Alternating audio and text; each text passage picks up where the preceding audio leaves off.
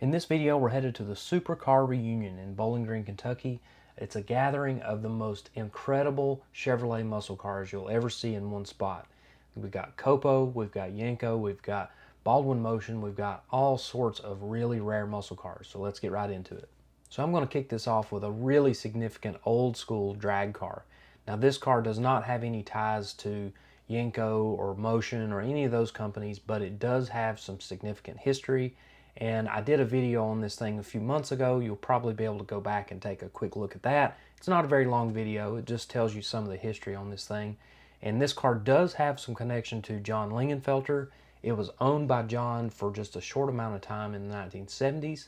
And it actually had a 255 cubic inch Destroked small block Chevy in it during that time. It has a little different combination in it now. And this car, even though it's a time capsule, it's still very functional. This car is actually able to go out and make passes. And this is one of several cars owned by the Clary family out of Missouri. This particular car has got some great history, lots of documentation to back it up, and they plan on preserving it and keeping it like this for many years to come.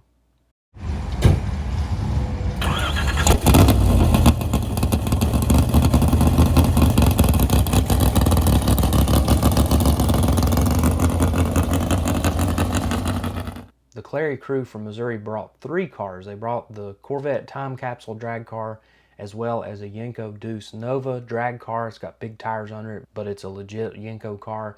And then a Yenko 69 Camaro. Again, it's got slicks. They go out and beat on these cars, but they are significant pieces of automotive history.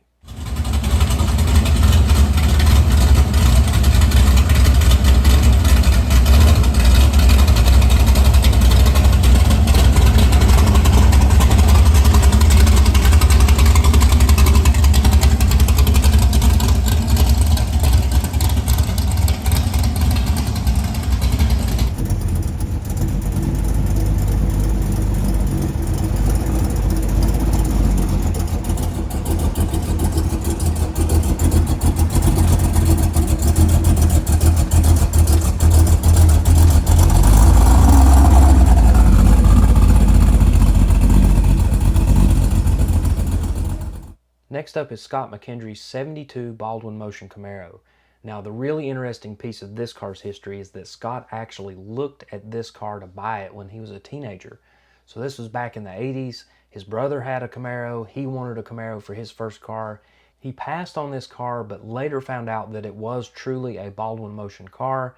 And 20 plus years later, he found the car. This is the exact car that he went and looked at when he was a teenager. He bought it. He restored it back to its previous original Baldwin Motion configuration.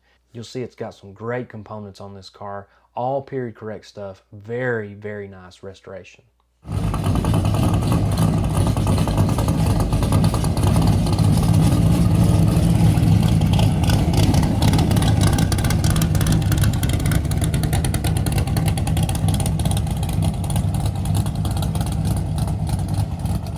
Next up is Verlin Hale's 69 COPO Camaro. Now this is a fresh car, just out of the shop after a 3-year restoration. It's got a lot of original components, including the interior. All of the interior is original to the car, not reproduction, not redone. This is the real deal. The main thing Verlin concentrated on this restoration was the body. Now this thing had traction bars and blow-proof bell housing, so it had some drag racing action, but luckily it hadn't been cut up too bad and it wasn't all that rusty.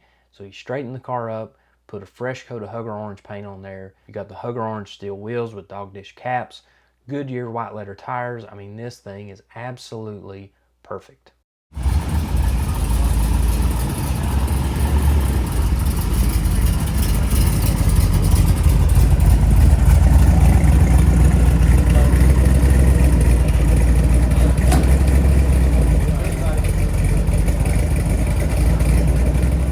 Next up is Van Hurst and his 1969 Chevelle COPO. This is one of only 323 built, and it's got a 427, 425 horse big block, a turbo 400 transmission, and a 12-bolt rear end with 410 gears. So a great combination of parts, and of course it's covered in Lemans blue. It's got blue interior, and this car was bought new at Brewer Chevrolet in Campton, Kentucky, and restored by Roger Gibson Auto Restoration. It's a great piece, and he's got it in his Day 2 configuration, It's got Kragers and some bi-sply tires on there. Really cool combination on an otherwise stock 427 COPO Chevelle.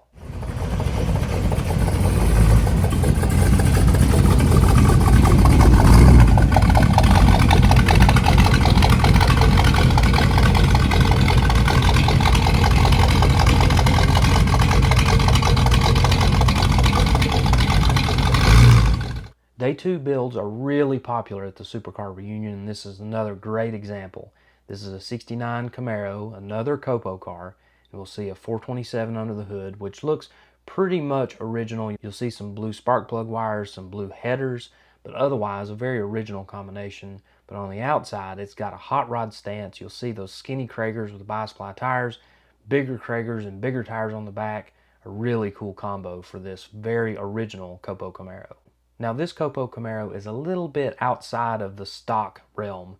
This thing's got a serious big block combination. It runs 10s in the quarter mile. It's got skinny Kragers. It's got big Kragers and slicks on the back. But just look at the paint quality on this car and those stripes. It's got the little fender stripe details, the center stripe down the middle. This thing's got a really cool late 60s look.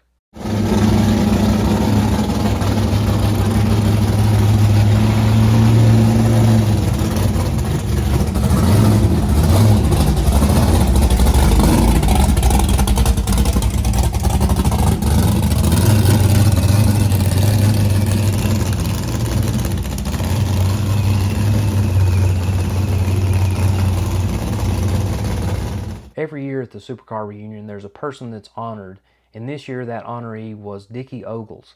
Now, Dickie has drag raced for lots of years in a lot of different types of cars, and he was most known for his 69 Camaro, which was prepared by Grumpy Jenkins, but this car is actually the one that really got things started for him. Even though this 56 Chevrolet Bel Air four-door station wagon looks like your average weekend cruiser, this thing's got serious history. This is a national record holder, a class champion at multiple events in the 1960s, and it raced throughout the 60s and into the early 70s before Dickie moved on to his Camaro and some of his other drag cars.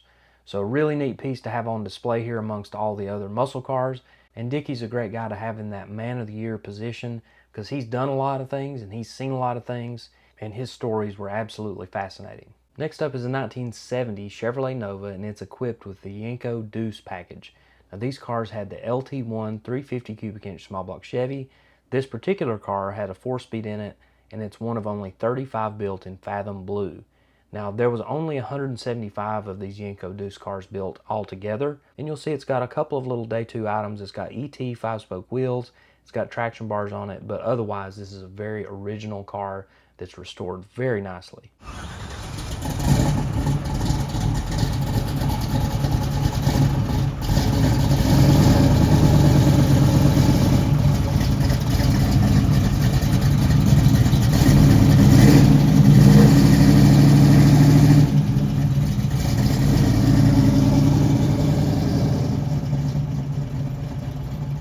The coolest part about the Supercar Reunion is that on Friday they go to the drag strip and they actually race a lot of these cars. Now not everybody races and not everybody pushes their cars to the limit, but they go out there and have fun with these things.